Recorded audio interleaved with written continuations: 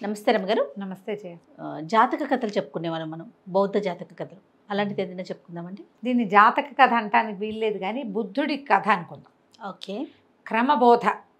మనం ఏదైనా ఒకళ్ళకి ఏదైనా నేర్పించాలనుకో, దాన్ని ఎట్లా బోధించాలి?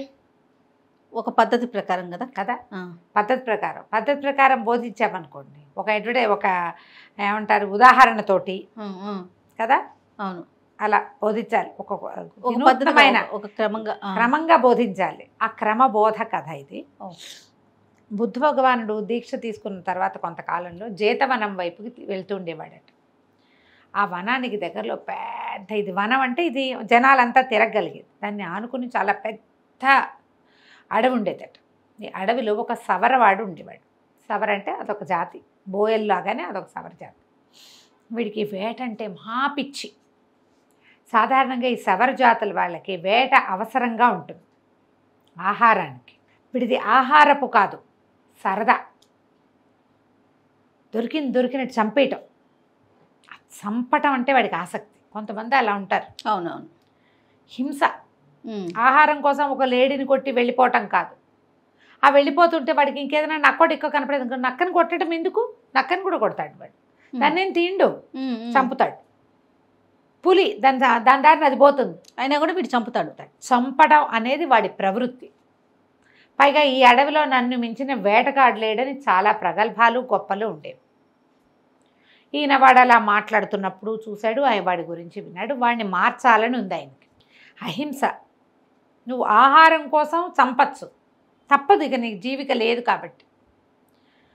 ఎందుకు వృధాగా చంపాలి, దాన్ని జీవించే హక్కును పాడు చేయడానికి నువ్వెవడివి, అలా అనిపించేది. అయితే ఏం చేశాడు ఈయన, వాడికి సరిగ్గా బోధించాలని ఒకనాడు, బుద్ధుడి పద్ధతే వేరు, అచ్చు సవరవాడిలాగానే తయారయ్యట ఆయన. బుద్ధుడు ఇలా చేశాడా అని నన్ను అడగండి, ఈ కథలో ఉంది చెప్తున్నా, అంతే. చేసుంటాడు, మనకు తెలియదు, ఏవో కొన్నే తెలుస్తాయి మనకి, అంతే కదండి. సరే, అయితే ఈ కొత్త సవరవాడిని చూసేసరికల్లా మన ఒరిజినల్ సవర ఆశ్చర్యపోయాడు.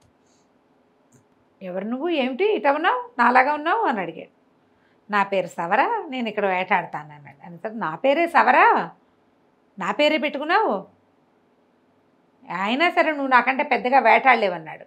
కొత్త సవరవాడు అన్నాడు, అలా కాదు, బ్రహ్మాండంగా వేటాడతా, మన ఇద్దరం పందెం పెట్టుకుందాం, పరిగెత్తే లేడీని కొట్టగలవా అని పాత సవరవాడు అడిగాడు.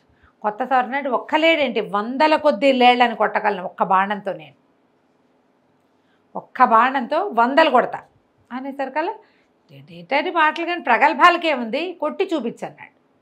చూపించంటే సరే, లేళ్ల మంద వైపుకి 2 సవరవాళ్ళు నడిచిపోయారు. ఆ లేళ్ళు ఇతను కనపడ్డాయి. ఎప్పుడు అతను అన్ని లేళ్ళని చూడలే, గుంపుగా వస్తున్నాయి.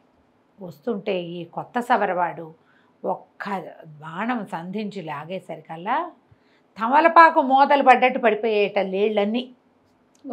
అన్నిటి మెడల్లోకి గుచ్చేసింది ఆ బాణం. ఎట్టా గుచ్చేసిందో, కుప్పలు తెప్పలుగా మొత్తం పడిపోయినాయి. పడిపోయేసరికల్లా ఆశ్చర్యపోయాడు పాతవాడు. ఇదేం మాయం, ఒకే దెబ్బకి ఎట్టా కొట్టావు అంటే, అన్నాడు, ఎన్ని పడ్డాయో లెక్కపెట్టు అన్నాడు కొత్త సవరవాడు. ఎన్ని పడ్డాయో లెక్కపెట్టు, వెళ్ళి చూసిరా అన్నాడు. 500 లేళ్ళున్నాయి. 500 లేళ్ళని కొట్టేశాడు ఒకే దెబ్బకి. ఈయన అరిచాడు, వచ్చేటప్పుడు ఒక లేడిని తెచ్చుకో, ఒక్క లేడిని తీసుకురా, నీ ఆహారానికైనా ఉంటుంది, నీకు కావాలి కదా. ఇప్పుడు ఈ లేళ్ళన్నీ వీళ్ళు అట్టపెట్టుకోలేరు, ఒక లేడిని కాల్చుకొని 2 రోజులు 3 రోజులు తింటారు. మళ్ళీ అవతలెల్లుండికి మళ్ళీ కొట్టుకోవాలి. ఈ పాతదాన్ని 3 నక్కల్లాగా దాచుకుని మనుషులు తినలేరు, పాడైపోతుంది. అవును. అయితే ఆ లేళ్ళని చూస్తుంటే వాడి కడుపులో దేవేసింది. ఎన్ని 100 లేళ్ళు అన్నా జీవితంలో చూడలేదే ఒకేసారి. 30 ఏళ్ళుగా తిరుగుతున్నాను అడవిలో నేను. 3, 4, 5, 6 కనపడతాయి, 10 కనిపిస్తాయి, 100లా? ఇన్ని 100ని ఒక్క దెబ్బకి కొట్టటమా? సరే ఏమనుకున్నాడు, ఒక లేడి పడిపోయిన లేడిని లేవనెత్తపోయాడు. ఎత్తలేపోయాడు. అది బరువుగా ఉందనుకుని ఇంకో దాన్ని ఎత్తాడు, లేవల. ఆశ్చర్యపోయాడు. చచ్చిన ఏనుగుని కూడా ఈడ్చగలిగిన వాడిని నేను, లేడిని ఎత్తలేకపోతున్నానేమిటి? ఒక్క లేడిని కూడా తెచ్చుకోలేకపోయాడు, మొయ్యలేకపోయాడు. లేవది అసలు, ఇట్లా లేవందే అది పైకి లేవందే, ఇక చేసేదేముంది? మరి తట్టిందమ్మో, ఈయనెవరో మహానుభావుడు, ఈ ఇన్నిటిని కొట్టాడంటే మామూలు విషయం కాదు ఇదని పరిగెత్తుకుంటూ వెళ్ళి కాళ్ళ మీద పడ్డాడు. అయ్యా, ఈ అమానుషమైన చర్య ఏమిటి? మానవులు చేయగలిగేది కాదు. నువ్వెవరో నాకు తెలియదు. ఏమిటి ఈ కిటుకు? ఎట్లా కొట్టగలిగావు? నువ్వు వీటన్నిటిని ఎట్లా కొట్టావు? ఏమిటనేసరికల్లా ఆ కిటుకు నీకు కూడా చెప్తాను, నేను చెప్పినట్టు చేస్తే అన్నాడు బుద్ధుడు. కొత్త సవరవాడి వేషంలో ఉన్న బుద్ధ భగవానుడు ఆవిడు చేస్తానన్నాడు. సరే, ఇవాళ నుంచి 1 నెల రోజుల పాటు వేటాడద్దు, మాంసం తినద్దు. ఓ 1 నెల రోజులు నువ్వు వేట ఆడకూడదు, మాంసం తినకూడదు. ఎట్లా బతుకుతానయ్యా అన్నాడు. నువ్వు ఎట్లాగైనా బతుకు. చెట్ల మీద కాయలు ఉంటాయి, నేల కింద దుంపలు ఉంటాయి. దుంపల్ల పీక్కో, చెట్ల మీద కాయలు కోసుకో, కాయ పండు కసరు తిను, తేనె తాగు. మాంసం మాత్రం ముట్టకూడదు. 1 నెల రోజులు ఉన్నావంటే ఈ కిటుకు నీకు చెప్తానన్నాడు.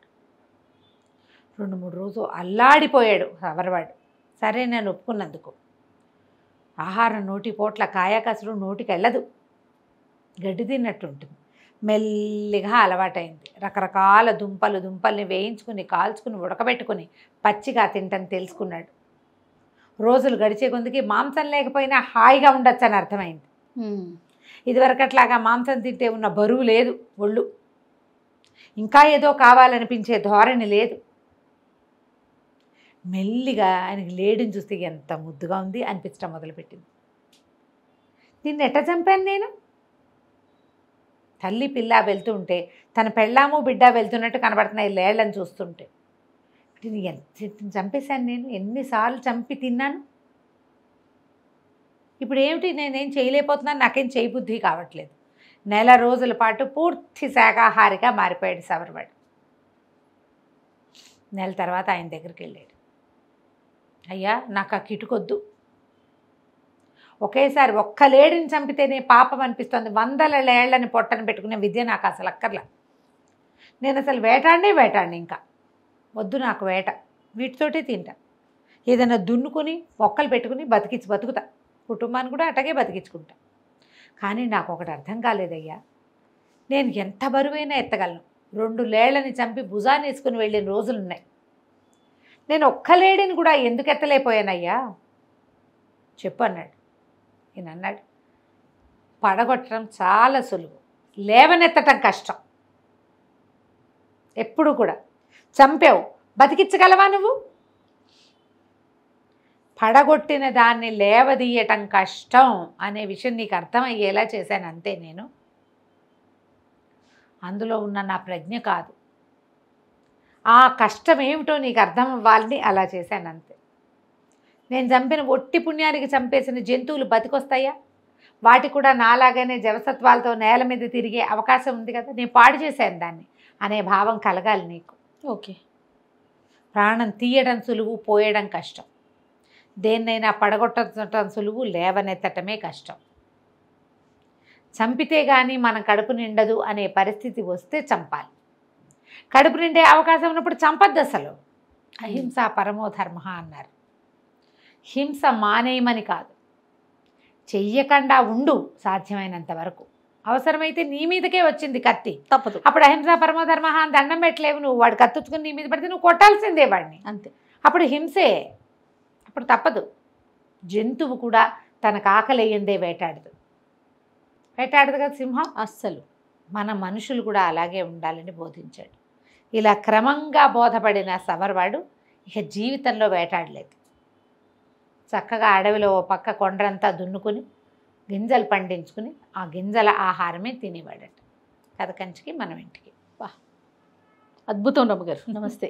నమస్తే.